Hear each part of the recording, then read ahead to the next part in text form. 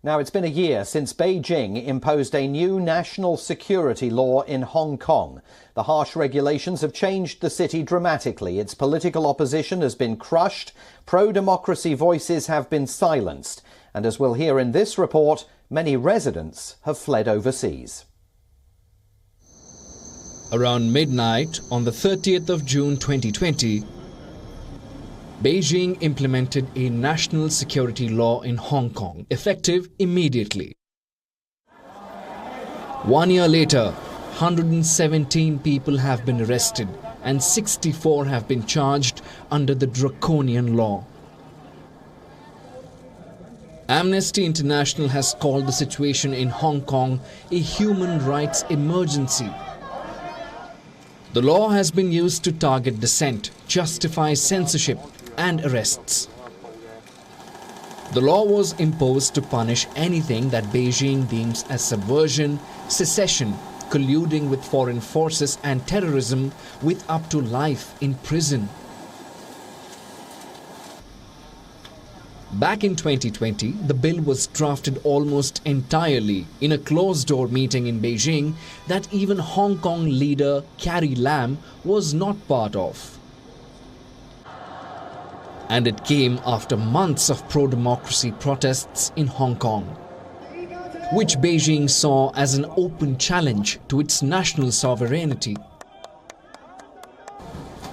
A year on, while some have welcomed the law, many people feel their worst fears have been confirmed.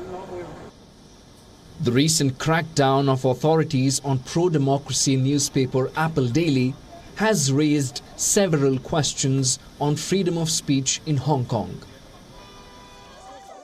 With the city's pro-democracy leaders and activists arrested or forced into exile, Hong Kong is looking increasingly like other Chinese cities under Beijing's tight grip, subject to Chinese laws and censorship. On the 1st of July 2020, the anniversary of the city's handover from British rule to China, hundreds turned out to protest, clashing with riot police, who fired tear gas shells and rubber bullets. The police that day made their first arrests under the new national security law, and arrests haven't stopped since. In August 2020, over 200 police officers raided Apple Daily headquarters. Its top executives were arrested, including the owner, Jimmy Lai, who continues to be in jail. On the 6th of January this year, at least 53 lawmakers and opposition activists were arrested for subverting state power. Earlier this month, 500 police officers raided the Apple Daily newsroom for the second time. Top journalists were arrested and materials seized. Less than a week later, the newspaper announced it would shut down and seize all operations. Defending the raids, China said that the action against Apple Daily was in strict accordance with the law.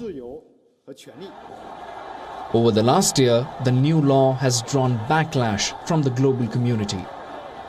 The United States revoked Hong Kong's special trade status and implemented the same restrictions that are in place for China. Several countries, including the UK, Canada, Australia, New Zealand and Germany, suspended extradition treaties with Hong Kong. Hong Kong was once an open international hub with a freewheeling press, rich protest culture and limited democracy. But the national security law has marked the end of all avenues left to voice dissent in the city of Hong Kong. Bureau Report, WION, World is One.